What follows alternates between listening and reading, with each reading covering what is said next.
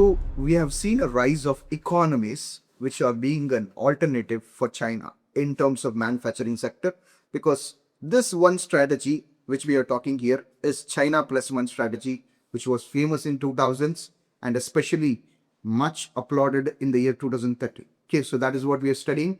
And why is it being a trending topic now? Because there has been three emerging economies. I mean, there have been many economies, but most of all, it is India and of course Mexico and then Vietnam leading from the front and being an alternative heavyweights in manufacturing sector. Okay, so let's understand what is China plus one strategies. Okay, so what is that strategy called?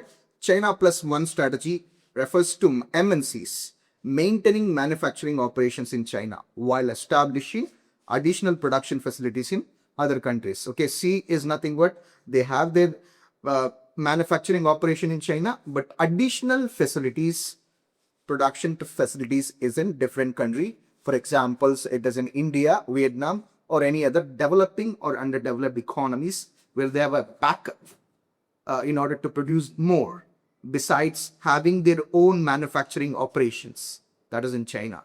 And why companies are adopting it? Because it reduces dependence on a single manufacturing location, minimizes risk from tariffs and geopolitical tensions, and improves supply chain. Diversify production capacity because, of course, where wide varieties of goods are produced in different kinds of economies. That is what is the benefit of it. And it serves regional markets more efficiently. Okay, so that is what happens. And why is China plus one gaining momentum? Like I've already mentioned, the tariff war between US and China and all other developing economies. In this video, I mean, we are speaking only about China. So US-China trade tariffs and post-COVID-19 scenarios, which is an unprecedented one. There has been a disruption in supply chain and increasing labor costs. That is one important thing. So when a country progresses, it also develops to the increase in the price of factors of production, and labor is one important factor of production where the wages have been risen consistently. Okay, so develop demand for faster delivery and regional production. That is also one thing. And outcome of it, companies are building parallel manufacturing hubs instead of replacing China completely. So parallelly they are building it. And what has happened here is three economies have become an alternatives. In comparison to China, one is the heavyweight alternative, that is none other than our proud country, India. The strengths is that thing but large domestic market. India has a large domestic market, a young skilled workforce, government support through PLIs, that is production linked initiatives scheme, has somehow increased the production, and the PLI scheme has benefited with US dollar 26 billion.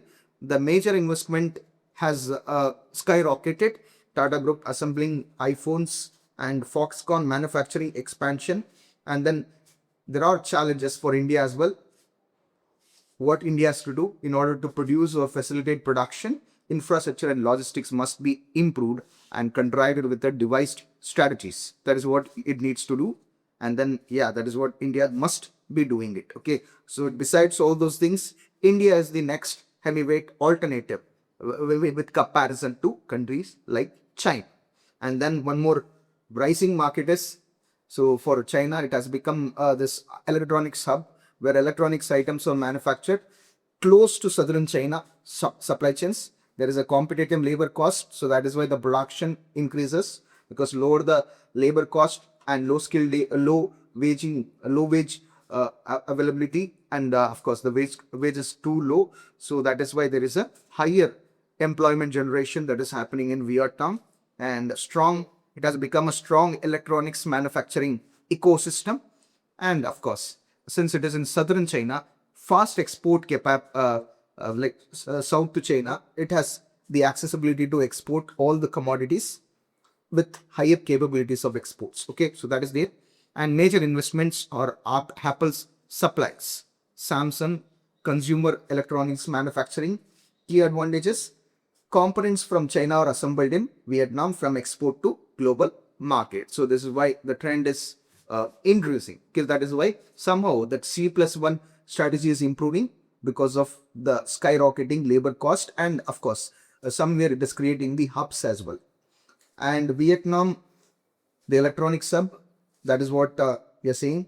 So all those rising electronic exports, so it is also being a developing economy, and it is exporting to Europe, Japan, Australia, Middle East, South America, and all the countries of North America. Okay, so that is why. So who are the stakeholders? I mean investors: Samsung, Intel, LG, and of course Jabi. All those things, all those electronic components, like producers have invested a lot, and the investment has quadrupled over the years. And the third important economy is Mexico, the near-shoring leader, which is also leading from the shore. Okay, so why Mexico?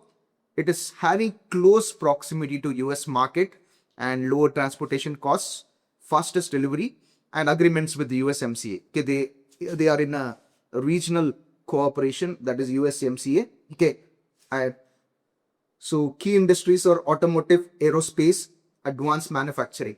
So in terms of defense manufacturing, Mexico plays a vital role, and it has been an important, like say, production facilitating region according to the C+1 strategy, and it has reduced shipping time compared to Asian manufacturing. Okay, because it is having closer proximity to USA, so that is why the shipping cost has been reduced because it is near to USA.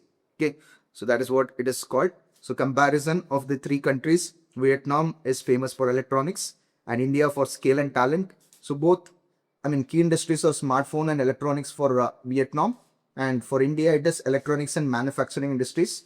And what is the advantage? One is proximity to China, and the other one is getting benefits through PLIs. Okay, production linked intensive incentives, large workforce because India is the most populous country, and Mexico is near shoring, so it is well versed in automotive, mechanical part of it, and of course aerospace, defense, and it is having a fast access to North America because it is closer to the proximity of USA and North American countries. Okay, so that is it. Emerging outlooks. What is the takeaway out of it? What is it prospecting us? So one is China remains a key manufacturing center. Companies are building multi-country supply chains, and Vietnam is strengthened in electronics production.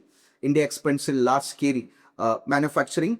Mexico's benefit is that it is being a nearshore leader, and regional trade is much like encouraged, and the result is greater supply chain resilience and reduced dependence on a single country. That is what it has happened. Somehow together, C+1 strategy has developed all other economies, and you can see that there is a booming production of electronic manufacturing, and also aerospace production that is also skyrocketed. Thank you.